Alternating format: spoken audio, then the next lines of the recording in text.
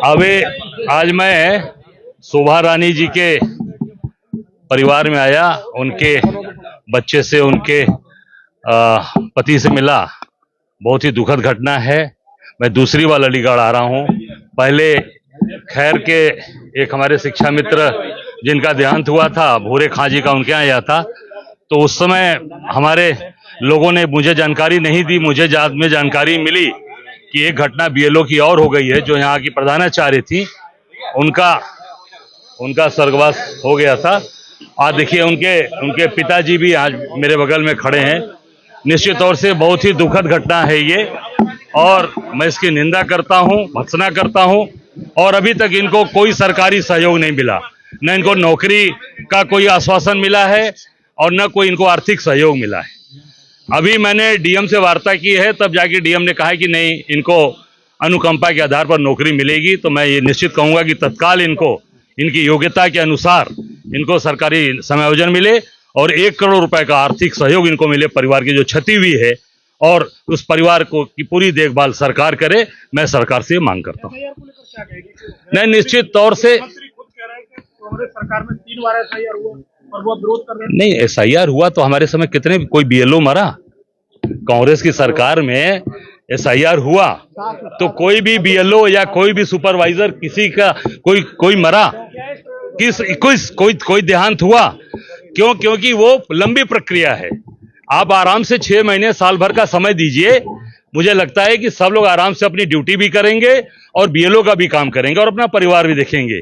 आपने 1 महीने का समय दिया जल्दबाजी में, जैसे नोटबंदी की, जैसे आपने लगाया, आपने पूरी तरीके से आपने लॉकडाउन किया, जैसे आपने जीएसटी लगाया, उसी तरीके से एसआईआर भी करा रहे हैं आप। निश्चित, बिल्कुल नीयत में खोट है, और नीयत में खोट है वो अभी सामने साफ आ रही है। उसी का नतीजा है कि हमारे प्रदेश के करीब 20-22 बीएलओस, जो उसमें कई स्वर्गवासी हो गए, 2-3 हॉस्पिटल में ब्रेन हेमरेज है, कोई जहर खा लिया, 2-3 लोगों ने तो सुसाइड कर लिया।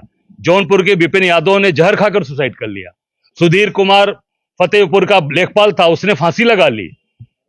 एक मुरादाबाद का एक बीएलओ था, सर्वेश गंगवार, उसने सर्वेश सिंह उसने फांसी लगा ली। ये क्या है? ये पूरी तरीके से अत्याचार, अन्याय।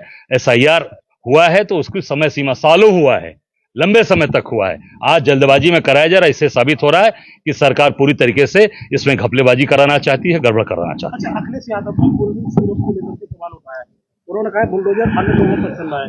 नहीं, पूरी तरीके से मैं कहूंगा कि ये जो कफ सिरप का मामला है, ये सब बहुत ही गंभीर मामला है।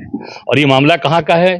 प्रधानमंत्री के संसदीय क्षेत्र बनारस, जहां से मैं आता हूं, बनारस से, वहां का मामला है। उसमें तमाम बड़े बड़े लोग जो भाजपा के संबंधित लोग हैं, भाजपा के पूरी तरीके से साथ हैं, भाजपा के मंत्री हैं, उनकी सरकार में शामिल हैं।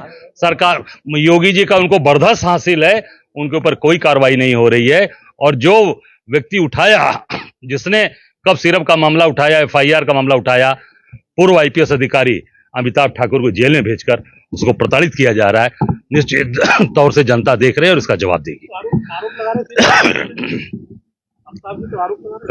भाई तो लगा तो रहे हैं, तभी तो मैं भी तो लगा रहा हूं। मैं कह रहा हूं ना कि गलत हो रहा है। योगी जी का बर्दाश्त है सिरप वालों के ऊपर। आज है, आप देखिए, स्टेट गवर्नमेंट कोई कार्रवाई नहीं कर रही है। आज मैंने देखा है कि सिरप वालों के ईडी कार्रवाई कर रही है, केंद्र सरकार कार्रवाई कर रही है।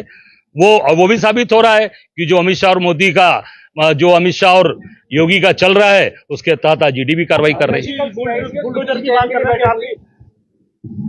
की जो मांग की जा रही है, नहीं, पूरी तरीके से साबित हो रहा है कि योगी जी उनको बचा रहे हैं, योगी जी उनके साथ खड़े, उनकी रक्षा में दिखाई दे रहे हैं।